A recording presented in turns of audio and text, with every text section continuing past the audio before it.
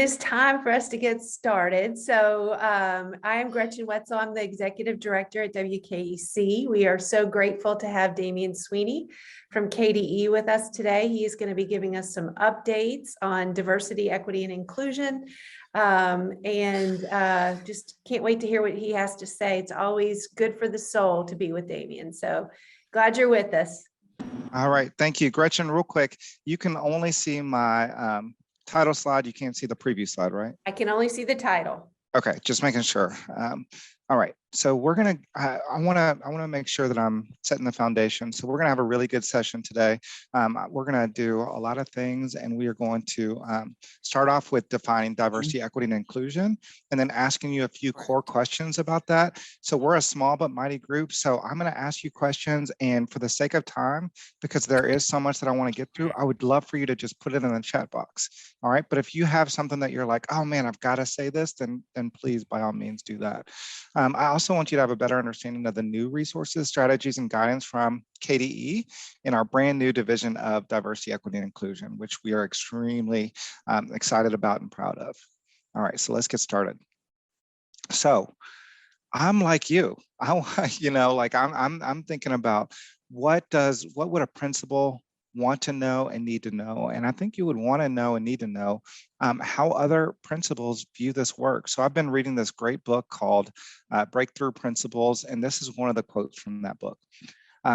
Says we don't want to just have acceptance and have folks being around each other in the same space. We want to actually move where there's deep action and that there's a deep empathy for other folks' struggles and a deep commitment to battling those struggles and joining in on the movement.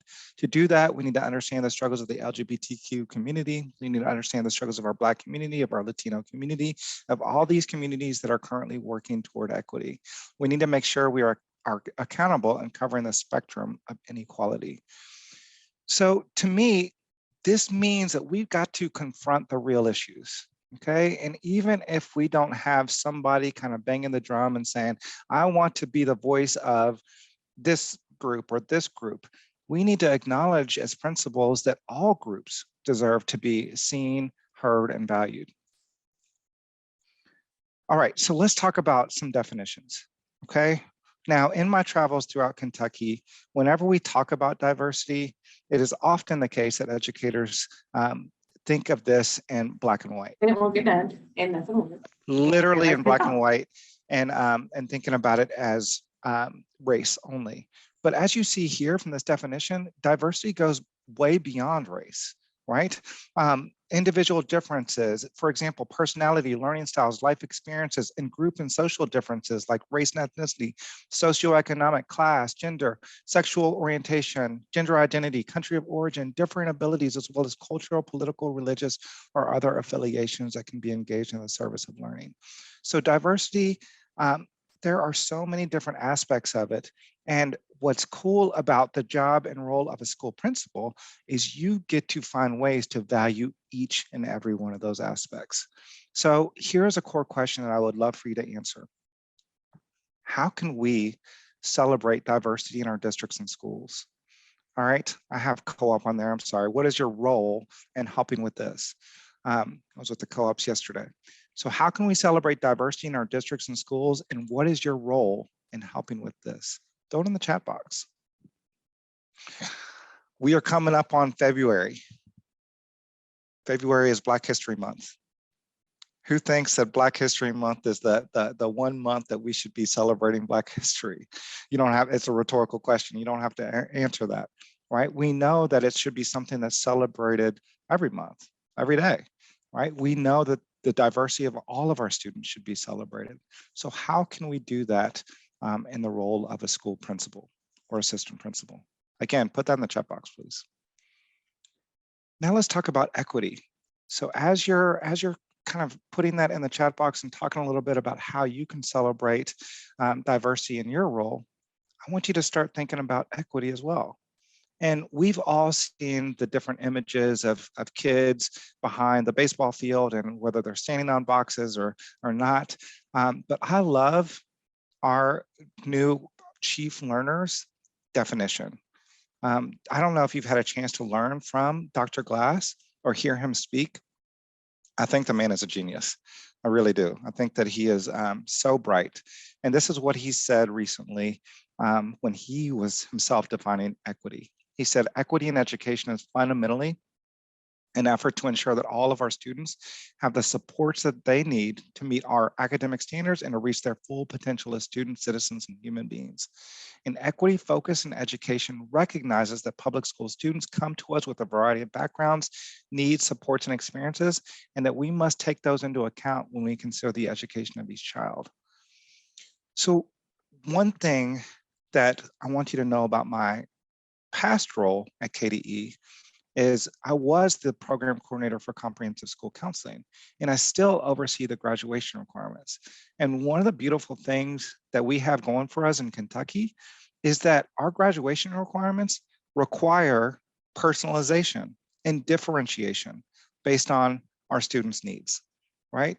If you actually look at the regulation, there are classes that are required to be aligned to the student's individual learning plan. And as you know, the individual learning plan is based on the post-secondary career options that students are interested in. Okay, so that's what equity does as well. It focuses on the individual child, the variety of backgrounds, needs, and supports and experiences that that child has, and then creates plans going forward for that child. All right, so if I go to the chat box, I see that Nikki says celebrating students' strengths throughout the year and encouraging a culture of celebration is something that she wants to do at her school. I'm interested to see what other people are interested in doing at theirs, right? I want to know how we're going to celebrate the diversity of kids at homeschool. I want to know that. I think that's a really cool, the whole homeschool concept is cool. And I've seen the fruits of that work. So how can we do that? How can we do that in all of our schools? And then the next question is this. The next core question is, what are some examples of how our districts or schools are providing equitable access to stakeholders? Right? So how can we provide equitable access, knowing that this is all about personalization and differentiation? How can we provide that to our students? How can we provide that to our families? Right? So you can feel free to add that to the chat box as well. And I often wonder this about not only, I wonder this about my own work, and I wonder how you feel about this question as well, but are there other opportunities? Are there missed opportunities that we have at our fingertips that we can use in order to create these equitable opportunities for our students, families, and colleagues? Okay, start thinking about those questions. And, you know, I believe this DEI work, this diversity, equity, and inclusion work is all about self-reflection and then growth, right? So this is that opportunity to do this is an opportunity to do just that. And the last part is inclusion. I love this idea of inclusion, and this is an area that I have been researching feverishly in order to grow, right? Because this is something that is a newer concept in some ways, right? I learned a new term today that I'm excited to share with you in just a second. So inclusion is the intentional act of creating an environment that fosters mutually respectful relationships in which each student, regardless of intellectual, social, cultural, and geographic background, is welcome, supported, and valued as fully participating members of society. Now, let's have a little fun. I want to ask you this. Hopefully you can see this. You didn't think you were going to be able to see a TikTok video in today's session, but you will.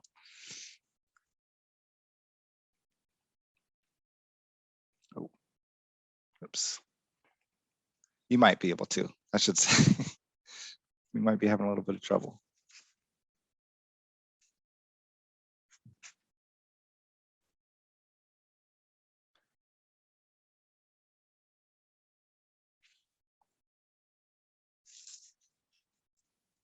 Here we go. Okay. Take a look at this. Tell me why you think this matters. What is significant about this video?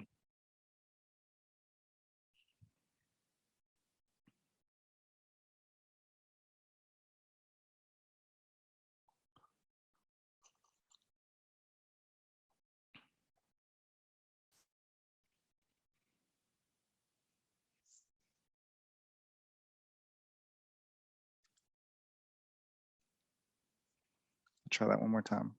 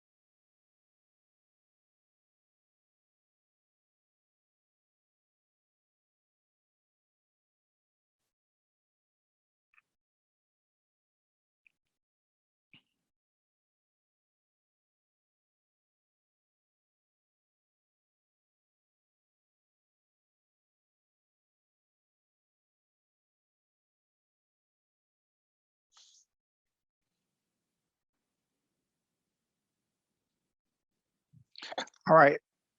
So what is significant about what you just saw? Just use your mic. Tell me, what's significant about that? It was a random act, but it made that person feel seen on the subway. 100%, 100%. And don't we all deserve to feel seen?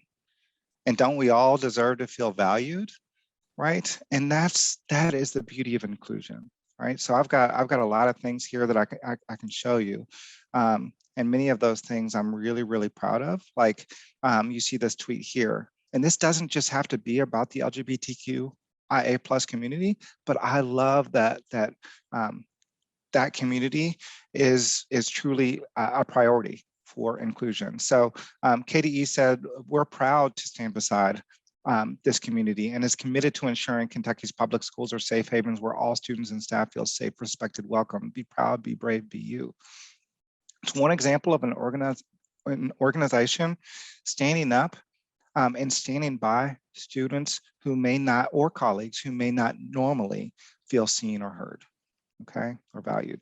And then Dr. Glass came in and he said this. We talked about this with our Commissioner Student Advisory Council. He talked about this concept of radical inclusion.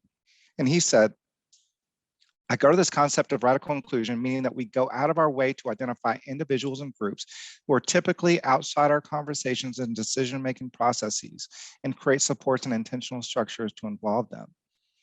So this is my question to you. How, in your role as a principal or an AP or school leader or supervisor, how do you create or support radical inclusion in your schools? Throw that in the chat box, let me know. I do want you to know that we also created this document last year called Considerations for Using Student Preferred Names. It was often the case that we would get calls from principals and superintendents that said things like this. They said, we have this student that wants to be referred to as a different pronoun and a different name, but they don't want us to talk to their parents about it or their adults about it. So how can we kind of navigate that? And so we worked with our Office of Legal Services. We worked with our attorneys and we created this document that I hope you will lean on in the future. All right, so just as Teresa said earlier, everyone deserves to feel like welcome, valued members of the community, and no one deserves to feel isolated, alone, unwelcome, or like they aren't part of a school that they attend every day. We all deserve to feel seen. And so inclusive language gives a more accurate view of the real world by reflecting social diversity rather than perpetuating stereotypes. It avoids making false assumptions about people based on their age, cultural background, disability, gender, indigenous background, or sexual orientation and gender identity. So Brandy, I'm so glad that you're here because after my visit to your school, I realized that we have many educators that want to use inclusive language, but may not necessarily know how to. So here are some things that we can do.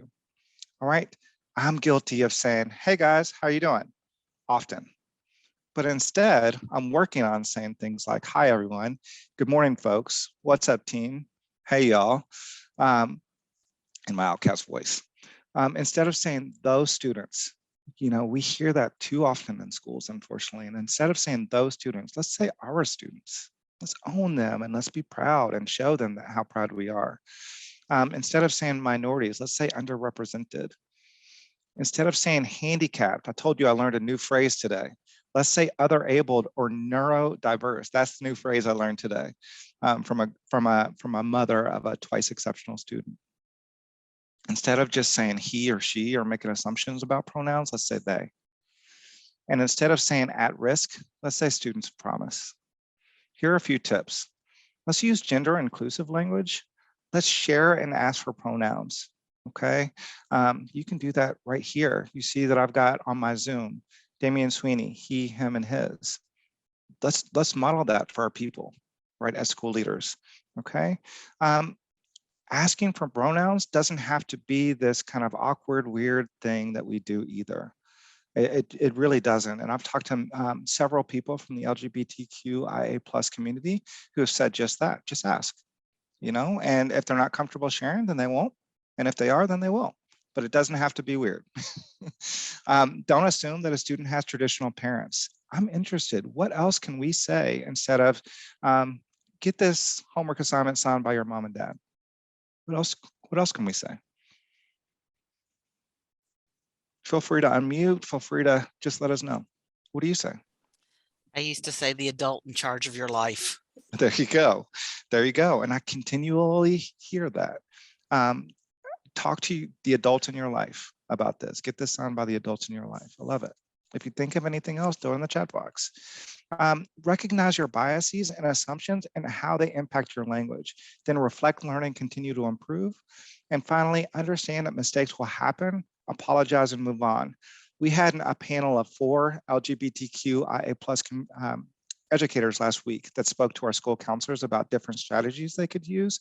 And one of them said that when somebody refers to her pronoun incorrectly, like people get weird about it, you know, and they start like they apologize every 10 seconds. She said, apologize and move on and recognize that I, as somebody in this community, appreciates that you're trying to make the effort. All right. All right. So let's move on. We've only got about 13 minutes left. Is that right, Gretchen? But I want to introduce you to some things that are happening at KDE. All right.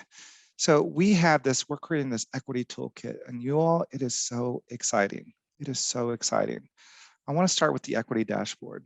This is something that that is pretty new, right? We just got our first one for the first, our equity dashboard has launched for the first time ever. And we use something called risk ratios to compare the likelihood of an event occurring for one group to the likelihood of the same event occurring for all other students. And this is what it looks like, right? So if you go into the equity dashboard by using Infinite Campus, you can see different student groups that may be at risk of underrepresentation or overrepresentation in certain programs at your school. So this is just a quick screenshot of overrepresentation. We do not want to see kids that are overrepresented and out of school suspension or in school suspension. But as you can see, and this uses real live data, as you can see, Black students in Kentucky are 3.35 times as likely to receive out of school suspension as non-Black students today, January 19, 2022. Okay, because this, again, this uses live data. So you can break this down by your district, by your school, and really get a better sense of where your school is at in terms of equity. Okay, how is your population doing when it pertains to students with disabilities? Do you see disproportionality? What about gifted and talented programs? What about career and technical education completers? Are we seeing underrepresentation by some groups, overrepresentation by others? And if so, what levers can we pull to make some changes and make things more equitable for all students? Okay, so that is the equity dashboard. We just did a whole session on that, so you can check out the recording, but I do want to bring your attention to this. I've been really looking for a tool that helps us analyze a school's equity data. What are different tools that I could bring together? And then it hit me last week. We already have it. We created, with our guidance document for the equity dashboard, something called the 4-step problem-solving process. And this is a document that will help you make team-based decisions based on the data in your dashboard. Okay, so you can not only analyze that data, but you can actually look for root causes of that data and then figure out how can we be proactive to ensure that, that these inequities don't happen in the future. We've got the 4-step problem solving process, and we've also got the root cause analysis that you see over here with the 5 whys. All right, I'm going to call on, I don't like to be the only one speaking, so can I get a volunteer to read the slide? And specifically just start with the bold that says the authors. Jennifer, do you mind? Oh, Dewan's got it? Okay. Yeah, all right, Dewan, you got this one. Jennifer, you got the next slide. All right, the authors of this document have been reading Street Data 2021 by Shane Safar and Jamila Dungan. Street data emerges from human interaction, taking us down to the ground level to see, hear, and engage with the children and adults in our school communities, particularly those at the margins, page 19. Honoring, valuing, and lifting up the voices of our students and their families can offer you a great deal of information about how school and the educational process are going for your community. All right, thank you. And then Jennifer, would you mind reading this one? Sure. We have retained a vision of what is possible when we build classrooms and schools and systems around students' brilliance, cultural wealth, and intellectual potential, rather than self-serving savior narratives that have us fixing and filling academic gaps. Using students' funds of knowledge to better understand what has shaped them will help us in a number of ways. It allows us to know our students better. It offers social and emotional learning, which we know is vital to learning for students, and it is trauma informed. It also gives us qualitative data that places the lived experiences of our students and their families as a priority. Right, thank you both. So basically, you've been given this equity dashboard that's going to look at a lot of quantitative data, but what do I know? I know that I can't sit in my office in Frankfurt and look at Teresa's students and think that because I see the numbers that those students produce, that I understand their lived experience. I have no idea what their lived experience is. So I need to ask them, and I need to ask their families, and I need to ask people like Teresa. All right, so a mixed methodology of quantitative and qualitative data is necessary. Now, another necessary part of this work is prioritizing student voice. And prioritizing the voices of students can teach us a lot, right? So I wonder, just thinking about like what would be nice for a principal when thinking about student voice and how they can do that. And I think giving you literally a playbook for that would be helpful. So if you want to prioritize student voice, this is stage 1. All right, you should be creating systems and processes to gather student input and build opportunities for student voice. I see so many principals that have principal advisory councils where students are sitting at the table with the principal and saying, hey, this is what's working really well. This is what we need to improve on. In terms of school actions, students have opportunities to contribute ideas for school improvement. Students use their voice to express their feelings and ideas in ways that are appropriate in the school setting.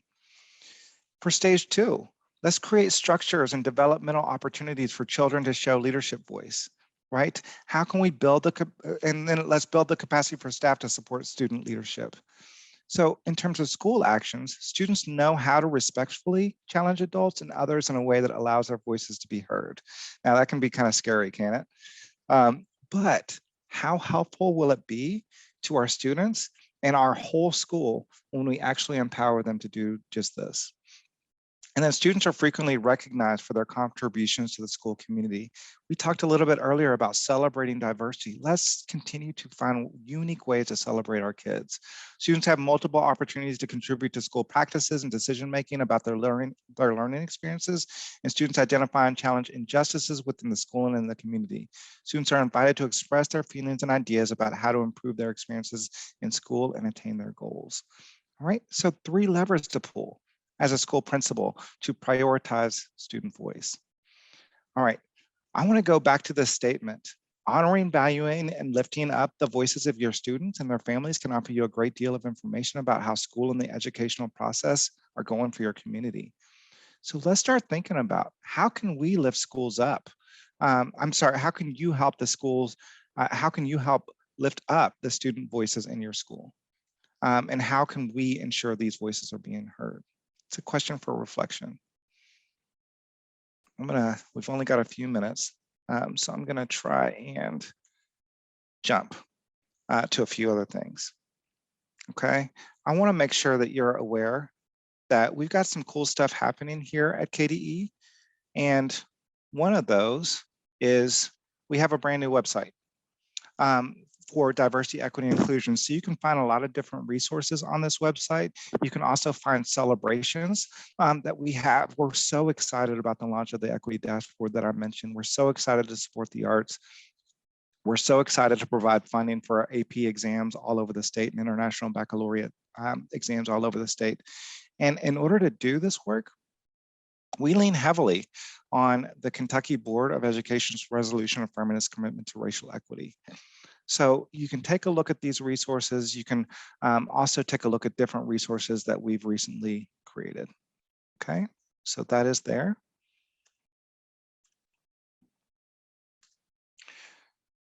And then I also want you to know that we are working with our regional co-ops on something called A4 Cultural Competency modules. So I really hope that you are leaning on those co-ops. The co-ops are incredible. And we've got a new DEI coordinator in each and every one of them. And so we have created train the trainer modules around awareness, acknowledgement, acceptance, and action. So you actually have people in your region that can begin doing sessions for your school staff about awareness right now. Just have to reach out. We also are really excited about the Kentucky Academy for Equity in Teaching. We know that it's so important to diversify the educator workforce, and we're really excited about the relaunch of this program. And then we're also working on a Kentucky framework of best practices for social emotional learning. We know that SEL is needed now more than ever, and really excited to be able to provide this framework in the near future. Again, I don't think another state does it better when it comes to personalizing graduation requirements. And we've got all kinds of tools for you in reference to the ILP.